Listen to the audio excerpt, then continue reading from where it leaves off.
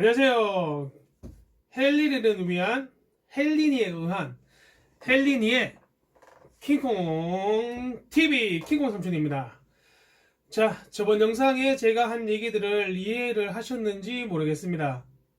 조금이라도 마음과 머릿속에 이해가 되었다면 이미 여러분은 2020년도에 몸을 만들 자격이 충분히 있는 분들이라고 생각됩니다. 자, 오늘은 제가 전달하고자 하는 내용 챕터 2를 이야기를 해보려고 합니다. 근육 성장의 조건들과 그 다음에 머신 웨이트, 프리 웨이트의 이제 약간의 비교를 분석을 하는 시간을 가지려고 합니다. 뭐 거창하게 분석하거나 그러진 않아요. 어차피 그래봤자 저도 말하기가 힘들고 이제 여러분들도 세세하게 얘기해봤자 조금 이해를 하기가 힘들 거예요. 그래서 오늘은 그냥 큰 틀로만 한번 얘기를 해보려고 합니다. 자, 그럼 첫 번째로 오늘의 포인트, 근육 성장의 조건을 한번 얘기를 해보겠습니다. 자, 첫 번째는 신장성 장력이라고 합니다. 신장성 장력. 신장성 장력이란 운동을 하면 우리가 팔 운동을 예로 한 운동을 하면 이제 수축이 되겠죠. 근육이 이완되고 수축되죠. 수축된 상태에서 이 수축된 상태에서 늘어나지 않으려고 꽉 근육을 잡고 있겠죠. 이제 이럴 때 근육이 이제 네거티브 동작에서 무게에 대한 저항을 할 때 근육의 섬유세포들이 상처를 입고 이제 그 상처 입은 이 섬유들이 우리가 먹어주는 영양분에 의해서 다시 복구가 되고 그러면서 이제 근육이 비대해지는 그런 원리인 겁니다. 그래서 제가 생각할 때 근육의 성장을 원한다면 가장 중요한 거는 신장성 장력이다. 그러니까 이제 두 번째 이야기에서 이어지는 내용이기도 하지만 수축을 하고 이제 이완을 해주고 할 때 수축을 얼마만큼 잘해주냐, 그게 이제 중요하다는 얘기죠. 자, 그리고 두 번째로 바로 이어지는 게 어떤 거냐면 우리가 수축을 해줬을 때 수축을 유지시켜주는 시간. 자, 우리가 또 예를 들어 볼게요. 아까는 우리가 이두 바벨컬을 예를 들었으면, 자, 이번에는 벤치프레스를 한다고 칩시다. 우리가 벤치를 이완을 하고 이제 다시 네거티브에서 이완을 하고 다시 수축을 시키죠. 수축을 할 때 우리가 수축을 뚱 이렇게 하진 않잖아요. 맞죠? 수축을 쫙 모아주고 다시 이완, 수축 이완, 수축 이완, 이거를 우리가 이제 연달아 하는 거죠. 하지만 웨이트는 무조건 들었다가 놨다가 들었다가 놨다가 이게 끝이 아닙니다.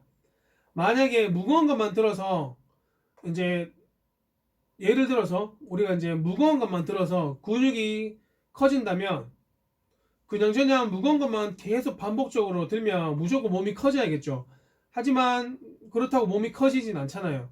그렇죠. 여러분들도 겪어봤을 거고 저도 겪어봤고 무조건 무거운 것만 든다고 몸이 커지진 않더라고요.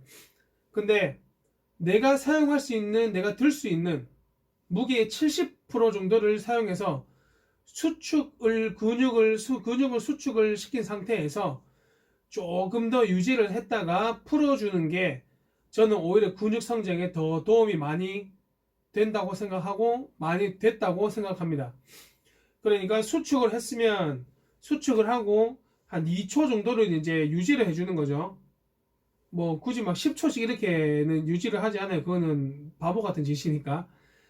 한 1초에서 2초 정도로 수축을 끝까지 시켜주고 다시 풀어주는 느낌. 이런 식으로 이제 수축의 유지 시간이 중요하다는 게 두 번째고, 자, 세 번째는 이제 번지라고 하는데 근육이 이제 타는 듯한 느낌이죠. 자, 우리가 트레이닝을 하는 데 있어서 근육이 뜨겁게 불타는 느낌이 없다라고 하면 충분히 근육이 견딜 수 있는 여러분들의 대사에 한계에 도달하지 못했다는 얘기입니다. 자, 그러니 막연하게 우리가 정석대로 TV나 아니면은 다른 유튜브 방송에서 나오듯이 1세트에 15회에 맞추지 말고 근육이 진짜 뜨겁게 불타는 듯한 느낌이 드는 정도까지를 생각해서 운동해 보세요. 자, 옛날에는 제가 제 앞에 운동 영상을 보면 사이드 레터럴 레이즈를 예로 들었을 때, 한 세트에 20개를 하지 않고 한 세트에 기본 막 40개, 50개씩을 했어요. 근데 기본 40개, 50개를 하는데도 내가 40개, 50개를 할 수 있는 무게로 하는 게 아니라 사이즈 레터럴 레이즈를 예를 들면 저는 12kg 정도로 들면은 한 30개 정도 하면 정말 이게 불탄 느낌이 나요. 그러면은 그 무게를 가지고 50개를 하는 거예요. 무슨 말인지 이해를 했죠? 나는 5kg 가지고 20개를 하면 어깨가 완전 불타더라. 그러면 거기서 이제 10개를 더 하는 거죠. 이해했죠? 이게 바로 이제 근육이 성장하기 위한 세 번째 조건, 번즈, 근육이 타는 듯한 느낌입니다. 자, 네 번째는 이제 사람들이 가장 흔히 알고 있는 펌핑. 이제 혈관 속에 우리가 이제 운동을 하면 근육이 혈액으로 가득 차죠. 이 현상을 보고 이제 펌핑이라고 합니다. 펌핑의 강도가 높을수록 근육의 섬유들은 서로 더 강하게 운동하고 압축합니다. 그러니 우리 헬린이들은 운동을 하고 나면 근육이 아프잖아요. 그럼 그 다음날 쉬지 말고 약간의 펌핑만 줄 수 있는 정도의 운동을 해주는 거죠. 무슨 말인지 이해했죠? 자, 오늘 가슴을 많이 해서 가슴이 막 내일 아침에 찢어질 것 같아. 기지개를 켰는데 막 찢어질 것 같아. 너무 아파. 그러면 당연히 하루 쉬어야죠. 근데 이제 루틴이 돌아오죠. 이틀 지나고 3일 지나면. 그러면 그때는 이제 너무 또 과하게 컨디션을 보고 너무 과하게 하지 말고 이제 약간의 땀이 약간 날 정도 플러스 펌핑이 조금 될 정도로 이제 회복기를 가져주는 겁니다. 알겠죠? 자, 여기까지 이제 근육의 성장을 위한 조건들을 이제 알아봤고, 자, 그리고 이제 프리웨이트와 머신웨이트. 자, 흔히들 헬스를 한다 하면 프리웨이트가 좋니, 머신웨이트가 좋니, 어떻니 얘기들이 많죠. 아직도 뭐 다른 유튜브에서도 굉장히 말들이 많아요. 하지만 이 논쟁 자체가 저는 무의미하다고 생각합니다. 서로 이제 프리웨이트와 이제 머신웨이트는 서로 일장과 일단이 있어요. 하나의 장점이 있으면 하나의 단점이 있다는 얘기죠. 우선 덤벨로 운동을 하면 덤벨로 할 때는 이제 우리가 바로 할 때보다 가동 범위를 더 크게 가져갈 수 있고 조금 더 자유롭게 운동할 수가 있죠. 그리고 더욱더 신장을 시킬 수 있다는 장점이 있습니다. 하지만 덤벨은 이런 동작들이 숙련이 많이 되기 전까지는 동작을 하기가 굉장히 어렵다는 단점이 있어요. 그리고 머신 운동은 이제 덤벨과 비슷한 가동 범위를 가져갈 수도 있고 간편하게 내가 운동하고자 하는 부위를 이제 타겟을 정확하게 타격할 수 있다는 장점이 있습니다. 자, 그리고 예를 들어 가지고 우리가 스쿼트를 한다고 쳐요. 스쿼트를 하면 자, 프리웨이트로 만약에 어깨에다가 이제 승모근에다가 봉을 걸어 놓고 이제 스쿼트를 하잖아요. 그죠? 그런데 우리는 스쿼트를 내려가는 동작에서 이제 가장 그 동작 안에서만 예를 치자면 가장 위험하고 힘이 가장 약한 상태가 됩니다. 그러면 당연히 자세 잡기도 힘들고 어렵죠. 특히 초보자분들이 스쿼트를 하면서 내려가는 자세에서 자세를 정확하게 유지를 한다는 것 자체가 굉장히 힘들어요. 가벼운 무게로는 당연히 할 수 있겠죠.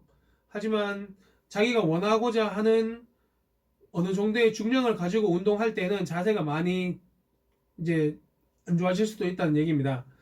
하지만 스쿼트를 만약에 레그프레스를 스쿼트를 대체한다고 칩시다.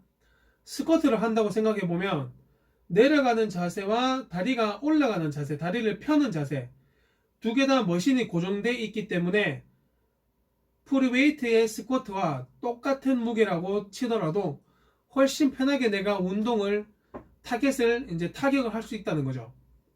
이런 점들이 서로의 이제 일장과 일단입니다. 그리고 이제 뭐 제 주변에만 봐도 어떤 선수분들은 프리웨이트를 많이 해요.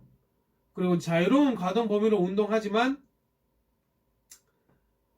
확실한 거는 그분들도 머신을 이용해서 굉장히 높은 강도의 훈련을 한다는 겁니다. 그러니까 프리웨이트도 하지만 머신으로도 굉장히 운동을 많이 한다는 얘기입니다. 그러니까 어느 것에 이제 너무 국한돼서 치우치거나 아니면은 너무 배제시키지 말고 프리웨이트나 머신이나 골고루 똑같이 연습을 많이 해야 된다는 겁니다. 그래도 굳이 나는 프리웨이트가 좋다.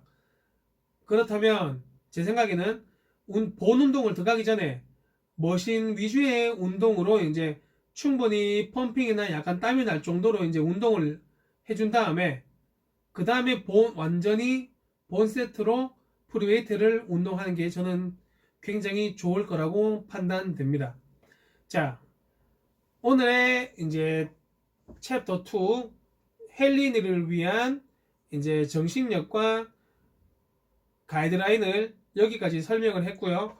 자, 그리고 다음 주에 월요일부터는 다시 세 번째 챕터 들어갈 거고, 이제 운동을 할 때 초보자들 헬린이들이 어떤 식으로 이제 운동을 헬스장에 가서 접근을 해야 되는지, 이제 운동 루틴과 프로그램을 제가 조금씩 설명을 해 드리도록 하겠습니다. 자, 그럼 지금이 일요일 밤 10시니까요. 저는 이 영상을 이제 업로드 해놓고 저는 이제 씻고 잠을 자러 가겠습니다. 내일 아침에 7시에 또 운동을 가야 되니까요. 자, 그럼 다들 좋은 밤 되시고요. 다들 2020년에는 꼭 몸이 좋아지길 기대합니다. 자, 오늘의 영상은 여기까지입니다. 구독, 좋아요 눌러주세요. 킹콩!